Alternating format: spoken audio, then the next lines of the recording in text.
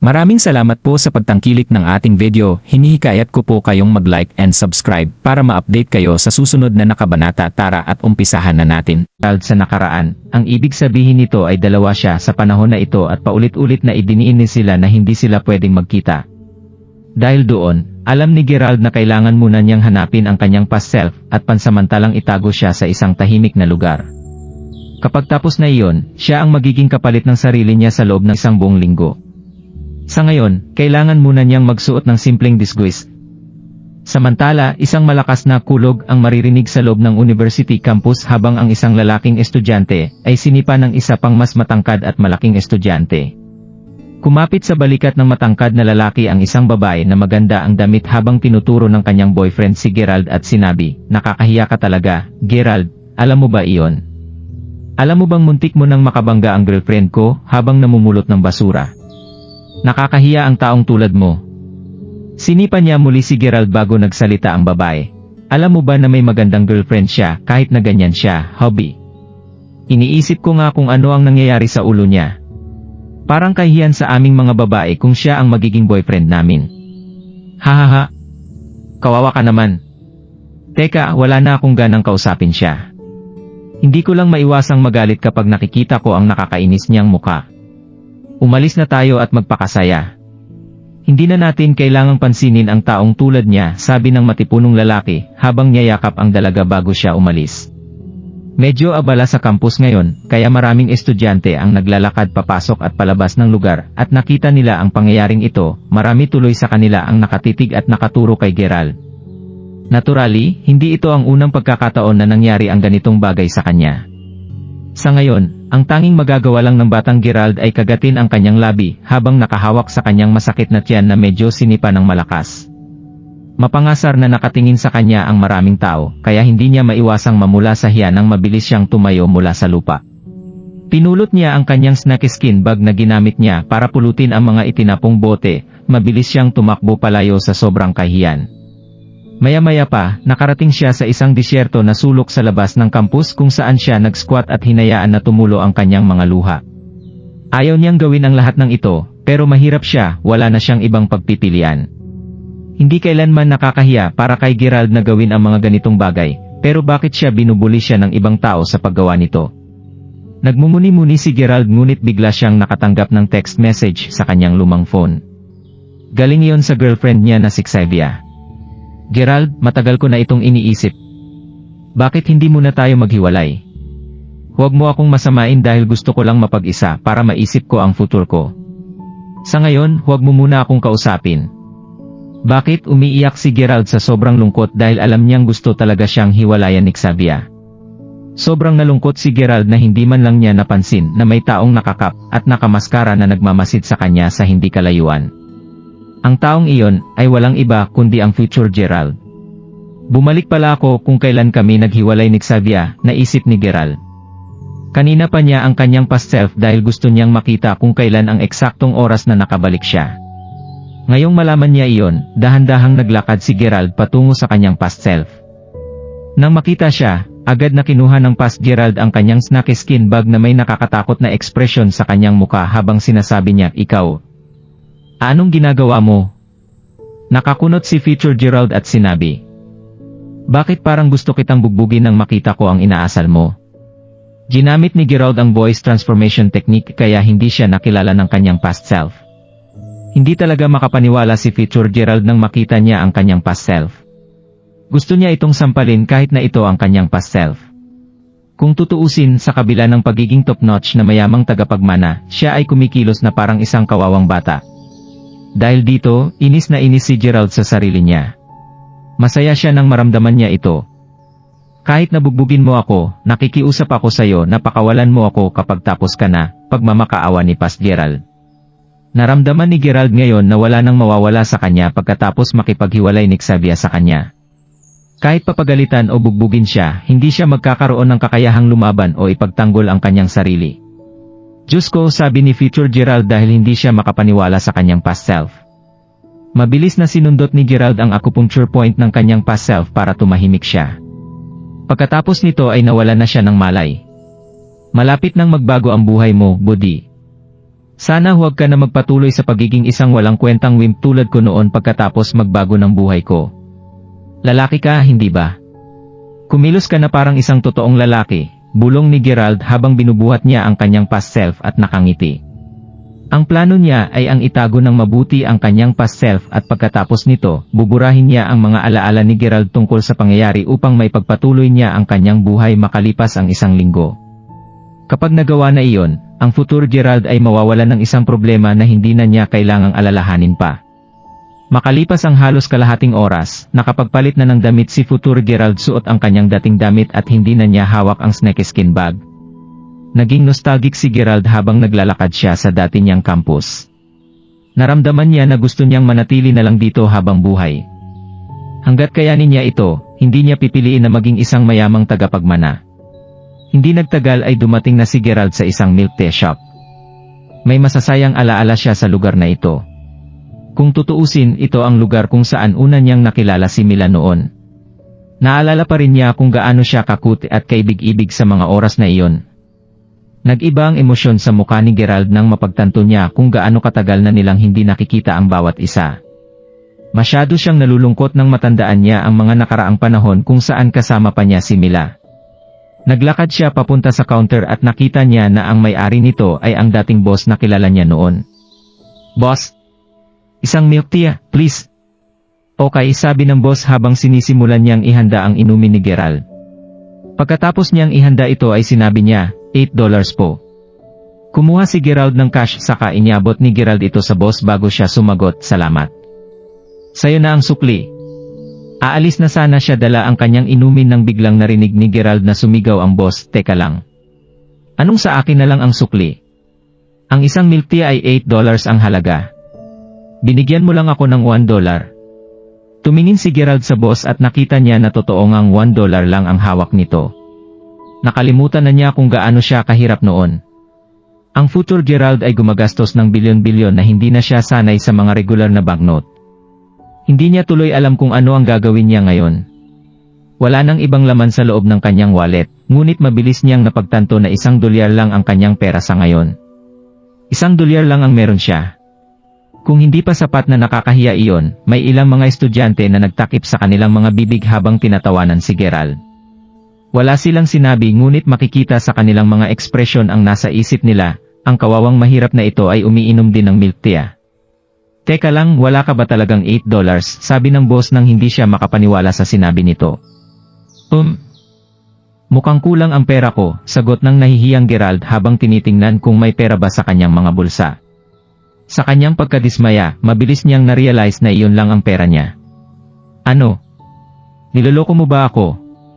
Hindi ganun kahalaga ang milk tea, pero bakit ko konsintihin ang panlalait mo sa akin na kunin ang sukli kung $1 lang ang meron ka? Ano ba talaga ang ibig mong sabihin noon, ha? Nagpapanggap ka diyan pero wala ka naman palang pera. Binabalaan kita, hindi ka pwedeng umalis kung hindi mo ibibigay sa akin ang tamang halaga. Kung hindi mo ito ibibigay ngayon, ay report kita sa university mo," deklara ng boss. Nalilito si Gerald kung paano niya haharapin ang sitwasyon na ito nang bigla siyang nakarinig ng isang matamis na boses mula sa likuran niya na sumisigaw, "Huwag mo na siyang pahirapan, boss. Babayaran ko ang milk tea para sa kanya." Ang boses ng babae ay malinaw at kasing tamis ng isang bulaklak, maririnig ang gentleness at grace mula sa nagsasalita. Nanginig si Gerald nang marinig niya ito at ang milk tea niya ay nahulog sa lapag. Nang lumingon si Gerald, nakita niya ang ilang matangkad at magagandang babae na nakatayo sa kanyang harapan. Gayunpaman, hindi na iwasan ni Gerald na umiyak nang makita niya kung sino ang kasama sa grupo ng mga babaeng ito. Nasa harapan niya ngayon si Mila. Bumibilis ang paghinga ni Gerald nang matandaan niya ang kanyang pag-aalala kanina. Buong puso niyang hinihintay ay pagkakataon na makita muli si Mila, ngunit hindi siya sigurado kung anong emosyon ang ihaharap niya nang tumayo na siya sa harapan nito. Naging blanko ang kayang isip habang nakatingin siya kay Mila. Iniisip niya ngayon kung gaano siya kaganda, kaibig-ibig at ang kanyang totoong kabutihan. Makikita ang emosyon sa mga mata ni Gerald, ngunit hindi maiwasan ni Mila na matakot nang makita niya kung paano siya tinitingnan ni Gerald.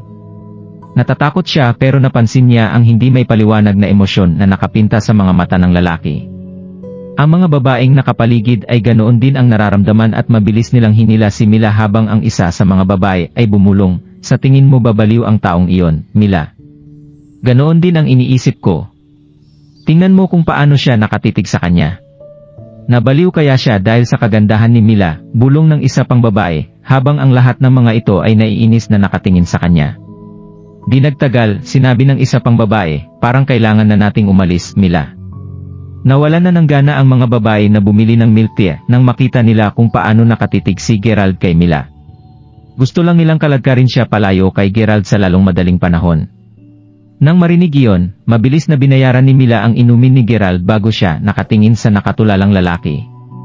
Hindi niya napigilan ang kanyang sarili na napakagat sa ibabang labi niya, kakalagkarin na sana siya ng kanyang mga kaibigan nang biglang sumigaw si Gerald, "Teka, Mila. Huwag kang umalis." Hindi alam ni Gerald ang isipin niya sa sandaling ito, pero agad niyang hinawakan ang kamay ni Mila nang makita niyang aalis na ito. Takot siya na iiwan na naman siya ni Mila. Kapag nangyari iyon, sino ang nakakaalam kung gaano katagal bago niya ito muling makikita? Baka nga ito na ang huling pagkakataon na magkita sila. Nabigla naman ngayon si Mila sa kanyang ginawa kaya sumigaw siya, "Anong ginagawa mo?" Kahit pa naiinis ang kanyang mga kaibigan sa tingin ni Gerald, may nararamdaman si Mila sa puso niya na walang anumang malisyosong intensyon ang lalaking nasa harapan niya. Kang nakita lamang ni Mila ay ang matinding damdamin ng pagmamahal sa kanyang mga mata. Bumibilis ang tibok sa puso ni Mila habang hawak ni Gerald ang kanyang pulso, ngunit mabilis niyang binawi ang kanyang kamay sa sobrang takot. Bakit ganito ang nararamdaman niya kahit na hindi niya kilala kung sino ang taong nasa harapan niya? "Ikaw, Guka. Bakita mo siya hinahawakan? Gusto mo bang mamatay?" Sigaw ng mga kaibigan ni Mila nang bigla silang sumugod para salakayin si Gerald. "Babastusin mo pa si Mila pagkatapos niyang bayaran ang inumin mo. Huwag niyong hayaan na makatakas siya." Sigaw ng isa pang babae habang mabilis siyang pinalibutan ng grupo. Nang makita iyon, agad na sumigaw si Mila, "Tama nang yan. Umalis na lang tayo." Naramdaman ni Mila na ang lalaking ito ay walang masamang hangarin, kaya nakaramdam siya ng awa kaysa inis o sama ng loob. Dahil doon, mabilis na hinila ng dalaga ang kanyang mga kasama habang kinukumbinsi ang mga ito na huwag tumawag ng pulis. Ang isa pang dahilan kung bakit gusto niyang umalis sa lalong madaling panahon ay dahil parami ang mga tao na nagkukumpulan at tinuturo sila habang nagbubulungan tungkol sa kung ano ang nangyayari. Habang naglalakad palayo si Mila kasama ang kanyang mga kaibigan, hindi nagtagal ay nabawi rin ni Gerald ang kanyang pag-iisip nang makita niya ang unti-unting umaalis si Mila. Siya ay nasa past na ngayon. Hindi pa alam ni Mila kung sino siya sa puntong ito. Natakot tuloy sa kanya ang babae pagkatapos niya maging impulsive. Napabuntong hininga tuloy si Gerald nang mapagtanto niyang nagmamadali siya.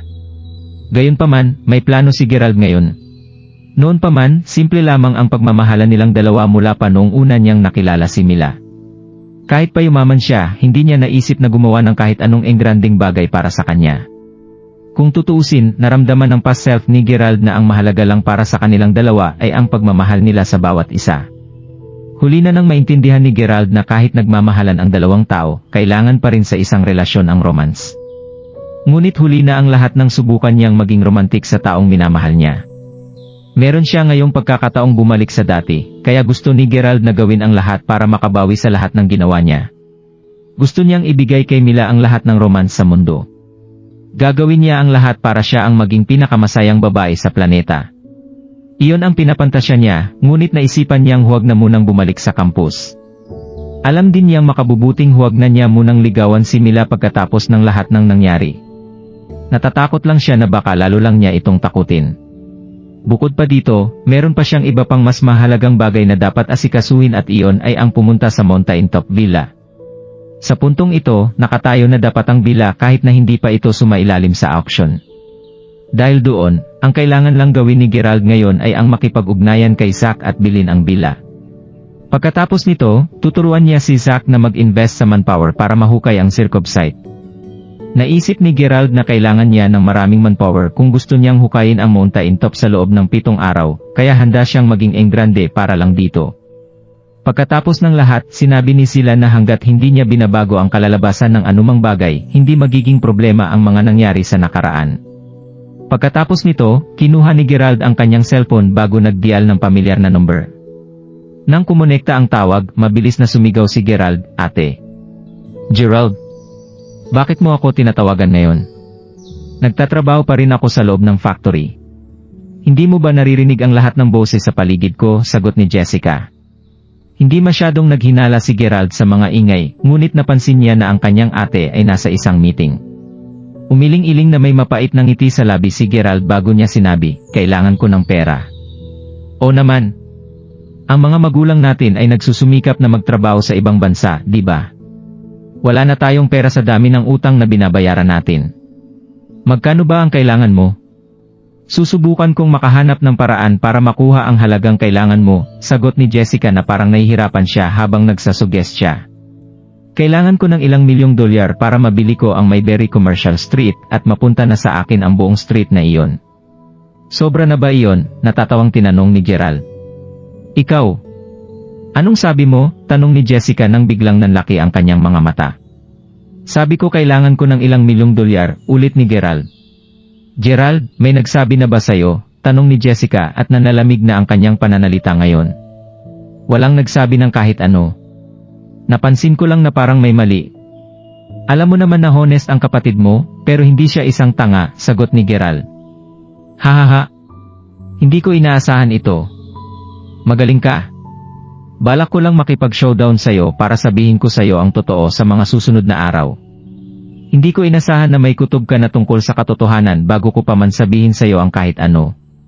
Tama ka kung naisip mong napakayaman ng ating pamilya. Napakayaman at influential ng ating pamilya na nagmamay-ari kami ng higit sa kalahati ng yaman ng mundo. Dahil dito, ikaw ay isang napaka-influential at mayamang tagapagmana, paliwanag ni Jessica. Grabe, gulat na sinabi ni Gerald. At saka, okay lang sa akin na bigyan ka ng pera kung kailangan mo. Sa totoo lang, ang Mayberry Commercial Street at Wayfair Mountain Entertainment ay binuo sa ilalim ng pangalan nating dalawa. Pinaplano ko pa nga na utusan si Zach Lyle na sunduin ka kapag gagawa tayo ng changes sa kontrata sa mga darating na araw. Ngayong alam mo na ang lahat, pwede mo nang kausapin si Zach tungkol dito. Susunduin ka niya. Tandaan, ang Mayberry Commercial Street ay pag-aari ng ating pamilya. Dagdag ni Jessica.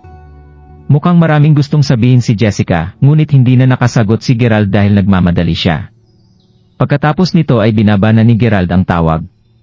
Gayunpaman, hindi na niya hinintay si Zach at agad siyang tumungo sa Wayfair Mountain Entertainment. Teka lang. Saan ka pupunta? Sa tingin mo ba isa itong lugar na pwede mo lang puntahan? Sigaw ng isang security guard habang ang ilan pang mga gwardiya ay pinagbabantaan si Gerald gamit ang kanilang electric baton. Siyempre, agad na napatigil si Gerald nang subukan niyang pumasok sa bila. Ang lahat ng mga gwardiya ay mukhang handa nang bugbugin si Gerald kung susubukan niyang pumasok. Hubby, tingnan mo yan. Sinusubukan ng nakakadiri na taong iyon na pumasok sa isang prestigious na lugar na gaya ng Wayfair Mountain Entertainment. Dapat talagang tingnan muna niyang mabuti ang kanyang sarili bago niya subukang gawin ang bagay na iyon. Kinutya ng isang babae na nakakulong na nakapatong ang kanyang kamay sa braso ng kanyang asawa. Makikita ang satirikal na itsura sa kanilang mga muka habang nakatingin sila sa kanya. Walang pakialam si Gerald sa kanila kahit pa narinig niya ang kanilang mga sinabi. Ito na ang oras para makipagkita siya kay Zach. Umatras lang si Gerald at naghintay ng tahimik. Nilayo ng mag-asawa ang tingin nila kay Gerald saka sila nagreklamo, maasahan ba talaga ang pinsan mo? Dapat alam mo na hindi madaling maglakad sa paligid ng Wayfair Mountain Entertainment. Naipasok ko lang tayo dito dahil sa maraming koneksyon ang tatay ko, alam mo ba iyon? Sinasamantala niya pa ang mga pick-up girls, kahit pa hindi pa siya nagtatagal dito. Naisip ko na mabuting isama natin siya dito dahil nabanggit niya ito sa akin kahapon, ginamit naman ni biyenan mo ang mga koneksyon niya maipasok niya tayo dito. Hindi magiging maganda ang tingin niya sa akin kung tatanggihan ko ang kahilingan niya, tama ba? Sabi ng asawa ng babae. Alam ni Gerald na pinagmamayabang ng mag-asawa ang kanilang koneksyon, kaya nagpatuloy lang siya sa paghihintay sa tabi hanggang sa dumating si Zach. Hindi talaga siya interesado na mapakinggan ang conversation ng dalawa. Hindi nagtagal bago itinuro ng lalaki ang isang paparating na kotse habang sumisigaw, nandito na siya. Sa sandaling iyon, makikita ang isang puting bungo na papalapit sa entrance. Agaw pansin ang patuloy na pagbusina ng driver ang sasakyan, para bang natatakot siyang hindi mapansin ng mga tao ang kanyang sasakyan. Maya-maya, huminto ang luxurious na sasakyan malapit sa kanila. Pasensya na kung pinaghintay kita, pinsan at hipag, sabi ng isang binata na nakasuot ang sunglases pagkababa niya ng sasakyan. Lumalabas na siya ay isang estudyante at tinanggal niya ang kanyang sunglases bago niya ito inilagay sa kanyang bulsa. Pagkatapos nito, lumabas din ng kotse ang dalawa pang lalaki at isang babae. Ang isa sa mga lalaki ay blonde ang buhok, ang babae naman ay payat at matangkad habang ang kanyang mukha ay namumula at mukhang mahiyain. Naglakad silang apat patungo sa entranse at biglang mapanuyang nagsalita ang hipag, "Medyo late kayo, alam niyo ba iyon?" "Oh, at sino ito?" "Hipag, siya nga pala ang bagong girlfriend ko, si Xavier." "Xavier, ito ang aking pinsan at hipag na kinukwento ko sayo." "He, sobrang yaman ng hipag ko, alam mo ba iyon?" Pagkatapos naming magsama-sama noon, inimbitahan kami ng hipag ko na magsaya sa Wayfair Mountain Entertainment, pakilala ng binata na mukhang leader ng grupo. Hindi sila pinapansin ni Gerald noong una, ngunit nabigla siya nang marinig niya ang boses ng taong iyon. Ito ang kanyang ex na si Xavier. Nagkataon lang talaga na makasalubong niya ito dito. Ang tatlong lalaki ay walang iba kundi sina Yuri, Danny at Blondie. Sa sandaling iyon, napansin niya agad na parang may mali. Pagkatapos ng lahat, naalala niya na hindi pa nakakapunta si Xavier sa Wayfair Mountain Entertainment sa puntong ito. Sa natatandaan niya, ang unang pagkakataon na pumasok siya sa lugar na ito ay nang dinala sila ng kaibigan ni Yuri, at malinaw na naalala ni Gerald na pahiya niya si Xavier noon.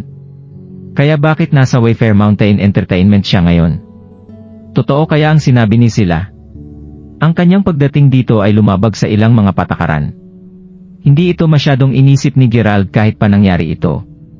Matagal nang nawala ang lahat ng nararamdaman niya para kay Xavier, pero hindi niya maiwasang magkaroon ng kakaibang pakiramdam kahit pa nakipagkita si Xavier sa iba pagkatapos nilang maghiwalay. Ang mas nakakagulat pa ay ang katotohanang nakasalubong niya ang babaeng ito sa lugar ito. Si Gerald ay nanatiling nakatulala habang si Yuri at ang iba pa ay napalingon sa kanya. Nagulat sila nang makita nila ang lalaking ito, gayon din si Xavier na kasing pula na ng kamatis ang mukha. Hinihiling niya na mailibing na lang niya ang kanyang sarili sa ilalim ng lupa sa sandaling iyon. Gerald, kami ay... Sana huwag mo itong masamain. Magkasama kaming nag-aaral.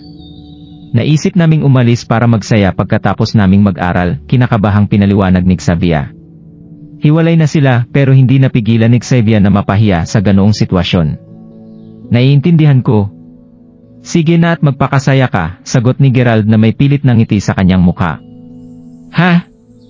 Sinabi ko na sayo kanina na kamukha ni Gerald yung batang yun sa loob ng kotse, Yuri. Siya pala talaga iyon. Naging exciting tuloy ang mga pangyayari. Mukhang nahihirapang tanggapin ng mahirap na ito ang katotohanan. Gusto ko lang ipaalam sayo na si Xavier ang magiging sister-in-law ko. Papatayin kita kung maglakas loob ka pang guluhin si Xavier sa hinaharap, sabi ni Blondie nang hindi pinipigilan ang kanyang mga salita. Inayos ni Xavier ang kanyang buhok habang sinisilip si Gerald dahil gusto niyang makita ang ekspresyon nito. Medyo malupit para kay Gerald ang pangyayari na ito, pero ang mga walang kabuluhang babae tulad ni Xavier ay palaging natutukso na makita ang selos sa mukha ng mga lalaki na nag-aaway para lang makuha siya. Gayunpaman, pilit na nakangiti lamang si Gerald. Lalo niyang naramdaman na siya ay masyadong bata at walang muwang noon.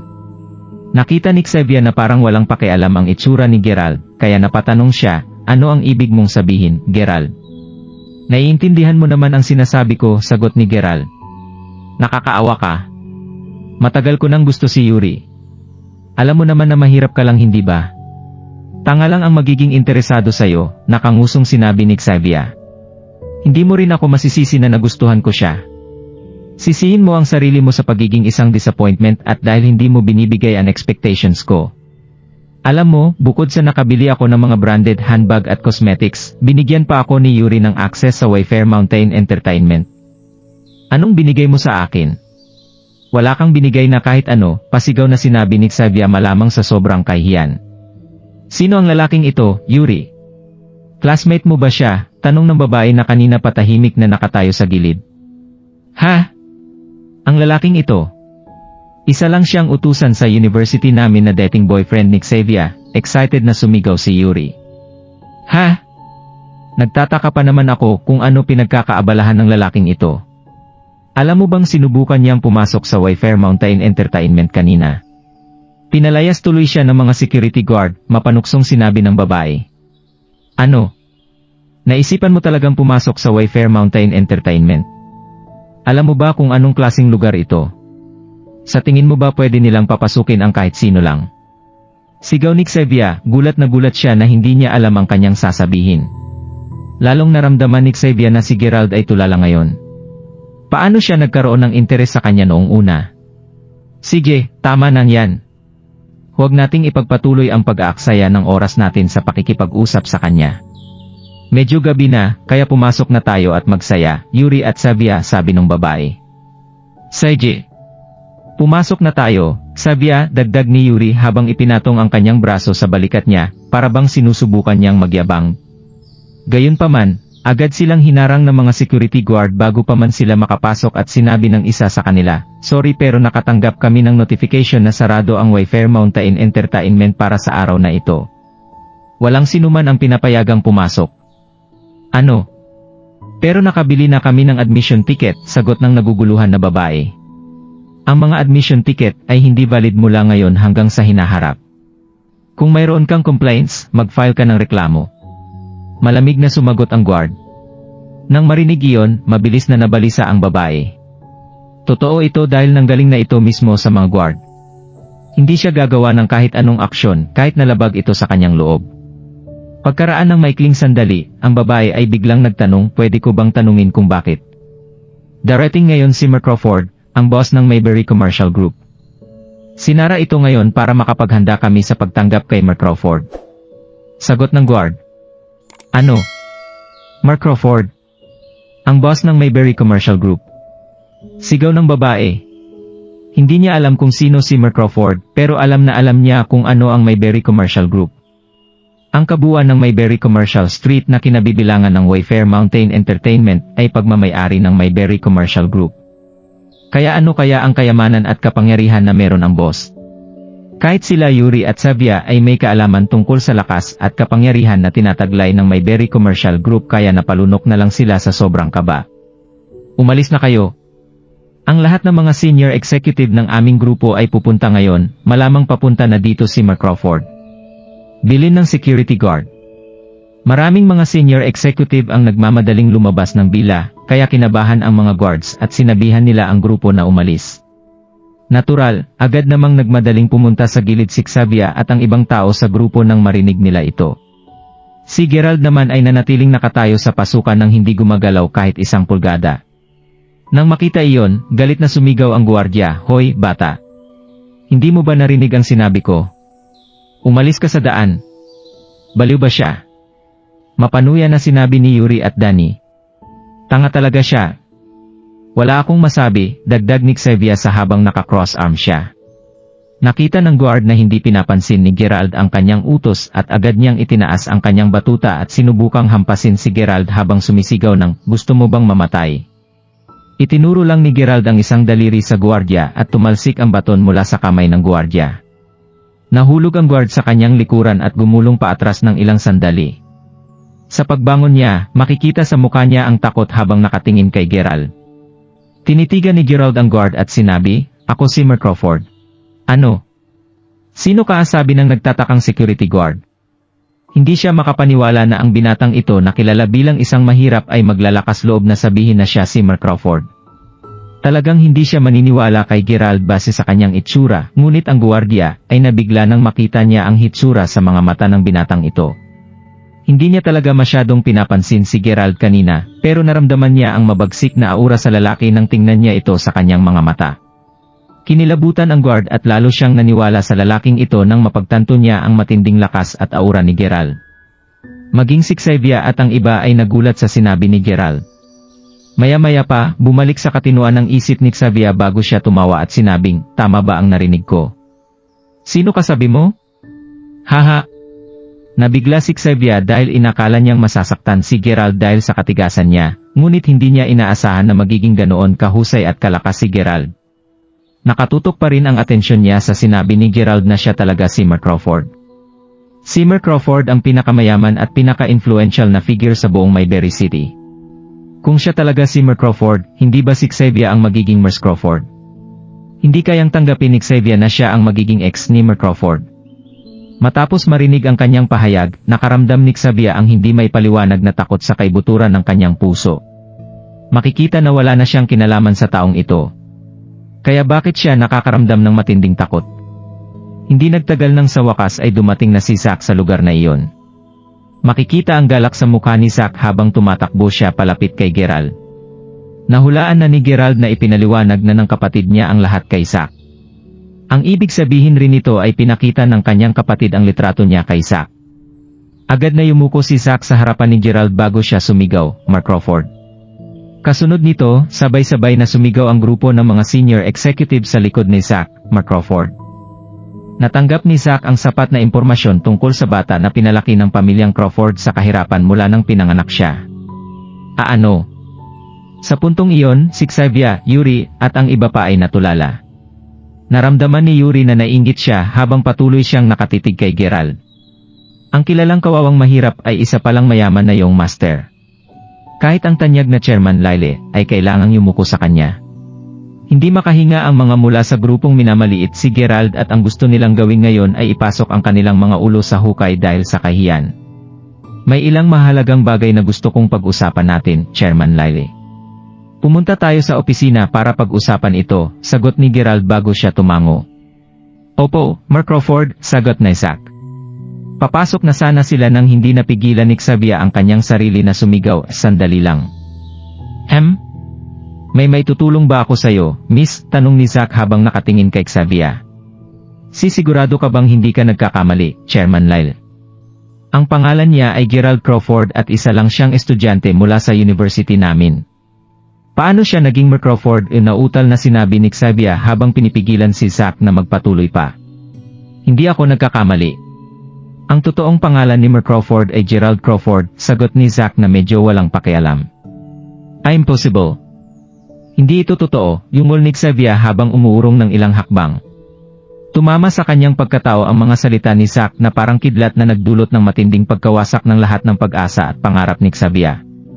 Nakaramdam ng matinding panghihinayang si Xavier nang sinabi niya, "Gerald, tumigil ka na at break na tayo. Hindi na natin kailangan pang abalahin ang isa't isa. Ipagpatuloy mo ang pamumuhay ng magandang buhay." May mga bagay akong dapat asikasuhin, sagot ni Gerald at hindi niya pinansin ang panghihinayang ni Xavier.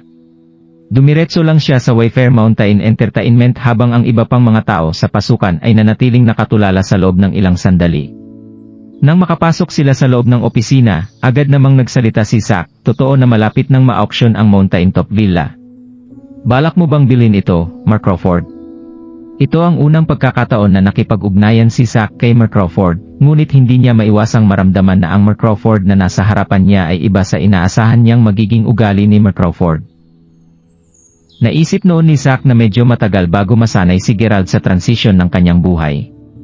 Pagkatapos ng lahat, si Mer Crawford ay lumaki sa kahirapan mula nang bata pa lamang siya. Dahil doon, inihanda ni Zack ang kanyang sarili na salubungin ng isang medyo mahiyain at honest na Mer Crawford. Hindi niya inasahan na ang Mer Crawford na makikilala niya ngayon ay matapang at malakas ang loob. Naramdaman niya rin ang malakas na aura ni Gerald mula nang makita niya ito kanina. Ang mga normal na taong titingin sa kanya ay mahihirapang huminga kapag nakita nila ang kanyang kakaiba na aura. Tama ka. Isa pa, hindi mo lang ito bibilin para sa akin pero kailangan kong utusan ka na kumuha ng isang engineering team para simulan ang paghukay ng mountain top. Ngayon din sabihin na nating may napakalaking bato sa loob na kapakipakinabang sa akin. Anuman, mayroon kang 6 na araw para tapusin ang iyong gawain. May gusto ka pa bang itanong, Billy ni Gerald? Wala naman, gagawin ko agad ang utos mo, sagot ni Zack.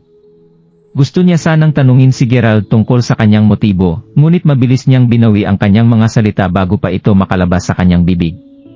Isang experienced na tao si Zack at alam niyang hindi niya dapat tinatanong ang mga hindi nararapat. Ngayong nagawa na ni Gerald ang lahat ng nararapat niyang gawin, ang kailangan na lang niyang gawin ay maghintay sa mga susunod na araw. Napagtanto ni Gerald na hindi na siya magkakaroon ng isa pang pagkakataon na bumalik sa past kapag natapos na ang lahat ng ito. Dahil doon, gusto niyang samantalahin ang pagkakataong ito para bumawi sa lahat ng pinagsisisihan niyang bagay na hindi niya nagawa kay Mila. Noon pa man ay gusto na niyang gawing pinakamasayang babae si Mila, pero hindi niya ito nagawa. Kung tutuusin, nawala na siya bago pa niya ito maibigay sa kanya. Dahil doon, wala nang pakialam si Gerald kung hindi pa sila couple sa oras na ito. Sila man o hindi, sisiguraduhin niyang ipapadama niya sa kanya ang kasiyahan sa kanilang 6 na maikling araw na pagsasama. Dahil doon, bumalik si Gerald sa milk tea shop sa campus at nag-order, "Boss, isang milk tea."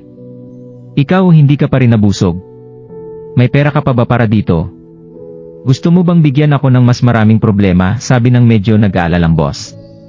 Pagkatapos nito, naglabas si Gerald ng $100 bill bago niya ito inilagay sa harap ng boss. "Sa'yo na ang sukli." Nanlaki ang mga mata ng boss sa sobrang gulat bago siya sumagot, "Ikaw? Ninakaw mo ba ito? Masarap ang milk tea mo pero masyadong mapusok ang bibig mo. Bilisan mo na lang," sabi ni Gerald. "Sige," sabi ng boss nang magpasya siyang huwag nang magtanong pa. Inabot niya ang kanyang milk tea at hinawakan ni Gerald ang tasa bago siya naglakad patungo sa Department of Broadcasting and Hosting. Noong panahong iyon, may isang lalaking teacher na nagtuturo sa classroom ni Mila. Binuksan ni Gerald ang pinto ng classroom at ang lahat ng tao sa loob ay lumingon para tingnan kung sino iyon.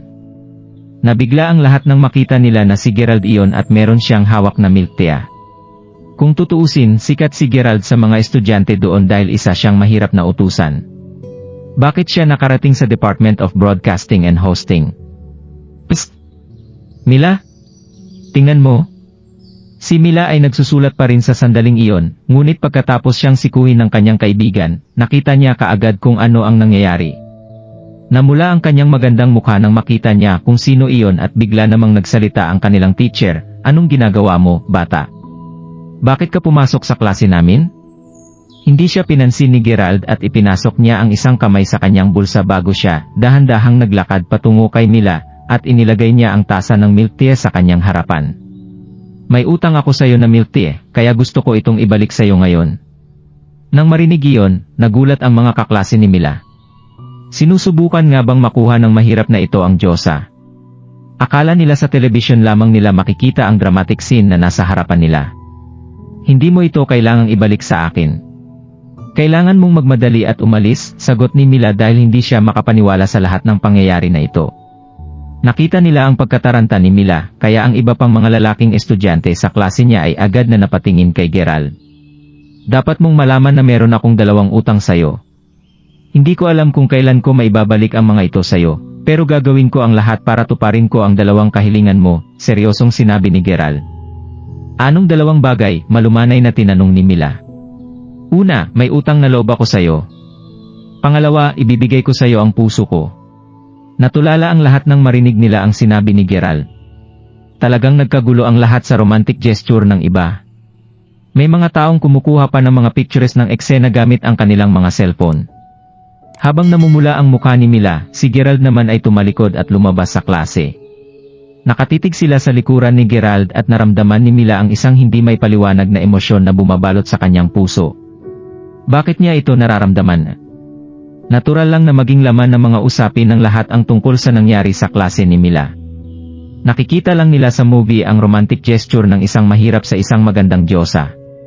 Dahil sa lakas ng loob ni Gerald, maraming mga mahiyaing lalaki ang pumila sa labas ng pinto ni Mila para magbigay ng love letter sa kanya. Alam ni Mila na hindi na siya pwedeng manatili pa sa kanyang classroom, kaya nagpasya si Mila na lumabas kasama ang kanyang mga kaibigan. Pero bago sila makaalis, narinig nila ang isang medyo magandang babae na nainggit kay Mila mula sa kanyang klase. "Ha? Ano bang special sa'yo, Mila Smith? Bulag ang mga lalaki para tratuhin ka nila na parang isang Diyosa." Ang babae ay kilala bilang Mallory Xenakis at siya ay medyo sikat sa loob ng Department of Broadcasting and Hosting. Kung nahihigitan ng isang babae, nawawala sa kanya ang atensyon ng ibang mga tao. Marami nang nakatuon kay Mila ngayon kaya natural na may mga maiinggit sa kanya. "Ano naman kung tinatrato siya ng mga lalaki bilang isang Diyosa, Mallory? Ilang lalaki ba ang may gusto sa'yo?" mapangasar na sinabi ng isa sa mabubuting kaibigan ni Mila. Matagal nang masama ang trato ni Mallory kay Mila, kaya ang ilan sa mga malalapit na kaibigan ni Mila ang nagkaroon ng masamang tingin sa kanya. "Mga lalaki? Ha? Sasabihin ko na ngayon na napakaraming tao ang humahabol sa akin at lahat sila ay mga anak ng napakayaman at makapangyarihang mga lalaki. Sa tingin mo ba ako ay katulad ni Mila? Isang taong nililigawan ng isang mahirap? Wala akong pakialam sa lahat ng nangyayari sa kanya, deklara ni Mallory. Nagsiselos ka lang kasi si Mila ang pinag-uusapan ng lahat imbes na ikaw, hindi ba Mallory? Aminin mo na lang. Kailangan mo pa bang magmayabang ng ganito, sagot ng isa pang kaibigan ni Mila. Si Mila ang pinag-uusapan ng lahat. Gusto ko lang ipaalala sa iyo na malapit na ang 50th anniversary ng school natin. Sa tingin ko alam niyo naman na ako ang main MC ng grupo. Oh, at ano naman si Mila? Substitute MC lang siya. Dahil doon, alam ko naman na mapapansin ng lahat kung sino ang bida at ang sidekik sa kaganapan na iyon. Maghintay lang kayo. Bago pa makipag-away ang mga babae, mabilis na hinila ni Mila ang kanyang mga kaibigan palabas ng classroom at umalis. Ayaw na niyang mag-aksaya ng oras sa pakikipagtalo tungkol sa isang bagay na walang kabuluhan. Mabagsik ang mga mata ni Mallory habang nakatitig siya sa likuran ni Mila. Maghintay ka lang, Mila Smith. Pagkatapos nito, kinuha niya ang kanyang cellphone at hinanap ang number na nasa ilalim na pangalang Godfather. Habang dinadial ni Mallory ang number, si Gerald naman ay kalalabas lang sa isang branded clothing shop at may suot siyang bagong damit. Pumunta siya agad doon pagkatapos niyang umalis sa Department of Broadcasting and Hosting. Gusto niyang siguraduhin na wala nang magtatrato sa kanya bilang isang kawawang walang pera. Tuwang-tuwa ngayon si Gerald dahil nagkaroon siya ng pagkakataon na makasama si Mila. Gayunpaman, nanatili pa rin sa kanya ang kanyang priority na sumailalim sa Baptism of Heaven. Dahil doon, bukod sa palihim niyang tinitingnan si Mila kapag wala siyang ibang magawa, ginugugol niya ang halos lahat ng kanyang oras sa Mountain Top Villa. Nagulat ang kanyang mga kaklase sa kanyang biglaang pagbabago, ngunit hindi na sila mahalaga sa kanyang mga mata. Kung tutuusin, nagkaroon na siya ng showdown at nalantad na ang kanyang identity bilang isang top-notch na mayamang tagapamana. Nagdulot iyon ng malaking sensation sa mga nasa university at hindi mabilang na magagandang babae ang agad na dumagsa sa kanya. Siyempre, sinigurado ni Gerald na i-turn down silang lahat. Maayos ang lahat ngayon, pero patuloy na pinaalalahanan ni Gerald ang kanyang sarili na manatiling alerto. Siniguro pa niyang mapanatili ang kanyang semi-vigilant state, kahit na nagpapahinga siya sa kanyang dormitoryo. Sa huli, nagpasalamat siya sa ginawa niya. Totoo ang sinabi ni Peter na may taong ang nagmamatyag sa kanya. Sa katunayan, mukhang malapit lang ang taong sumusubaybay kay Gerald. Palihim niyang nilapitan si Gerald noong isang araw, pero napansin niya na madalas siyang binabantayan ng taong iyon pagkatapos ibunyag ni Gerald ang kanyang tunay na pagkatao 3 araw na ang nakalipas. Kasalukuyang naglalakad si Gerald sa kampus nang pinagana niya ang kanyang Holy Sense upang makita kung muli niyang nararamdaman ang presensya ng taong iyon. Mabilis niyang napagtanto na may 2 tao na nakabuntot sa kanya ng malapitan. Ang una ay ang misteryosong stalker at ang pangalawa ay si Peter. Totoo kaya na sinira ng taong iyon ang aking Dealer Foundation. Malamang malapit sa akin ang taong iyon para gawin niya ang bagay na ito, naisip ni Gerald. Gayunpaman, sino ang kanyang stalker? Kung gustong malaman ni Gerald ang tungkol doon, ito na ang perpektong pagkakataon niya para gawin iyon. Ngunit biglang nag-alala si Gerald na hindi pa pareho sa stalker ang kanyang kasalukuyang lakas. Umaasa ako na susundan mo pa rin ako kapag ginigising ko ang aking Dealer Foundation. Malalaman ko kung sino ka kapag ginawa ko iyon. Anniversary ngayon ng university at naalala ni Gerald na isa si Mila sa mga MC sa celebration noon. Naalala rin niya na noong mga panahong iyon, ang tingin lang ni Gerald noon kay Mila ay isang napakagandang babae. Hindi kailanman asahan ng past self niya na mapupunta sa kanya ang taong tulad ni Mila. Dahil doon, nagsimulang maglakad si Gerald patungo sa celebration grounds ng university na noon ay siksikan na sa mga tao. Ang mga miyembro ng organizing team ay sobrang abala din. Sa sandaling iyon, tinawag ng isang middle-aged director si Mila na abala sa pagsasaulo ng kanyang script. Mila, may importante akong sasabihin sa'yo. Ano po iyon, Director Yacarino? Curious na tinanong ni Mila. I'm afraid na hindi ka makakakyat sa stage ngayon. Sagot ng director. Who? Bakit naman? Tanong ni Mila dahil nagulat siya. Pinag-uusapan ka ng marami dahil sa nangyari sa'yo ilang araw lang ang nakalipas. Isang binata ang nagtapat sa'yo kamakailan lang ng kanyang pagmamahal, tama? Dahil doon, naisip ng mga head ng university na mag-iiwan ka ng negatibong epekto sa school kung akyat ka doon. Sana maintindihan mo ang sinasabi ko. Pero sagot ni Mila dahil hindi niya alam ang sasabihin niya ngayon. Pero ano? Ang kapal ng mukha mong ipakita ang mukha mo pagkatapos magtapat sa iyo ang taong iyon. Seryoso, gusto mo bang mapahiya tayong lahat? Panunuya ni Mallory habang naglalakad papunta kay Mila, makikita sa kanyang mga mata ang pagmamataas. Kung hindi pa ito halata, si Mallory ang nag-set up kay Mila. Ang kanyang tito ay isang kilalang tao. Siya ay isang influential at makapangyarihang tao sa city na ito. Kinausap siya ni Mallory na tumulong sa kanya na i-set up si Mila kaya halos hindi naging problema para sa kanya na gumawa ng paraan para magawa ang plano ng babae. Kung tutuusin, personal pa nga siyang pupunta dito para makita si Mallory. Si Mallory na ngayon ay main character dahil meron siyang makapangyarihang tao na sumusuporta sa kanya. Alam kong ikaw ang may pakana ng lahat ng ito, Mallory. Kontrabida ka talaga, sabi ni Mila. Huwag mo akong sisihin. Hindi ko kasalanan na meron akong magaling na ninong at ikaw wala, nagmamalaking sinabi ni Mallory nang makita niya ang pagkadismaya ni Mila. I-cheer ako ng ninong ko sa audience, kaya hindi na ako pwedeng magtagal pa. Paala?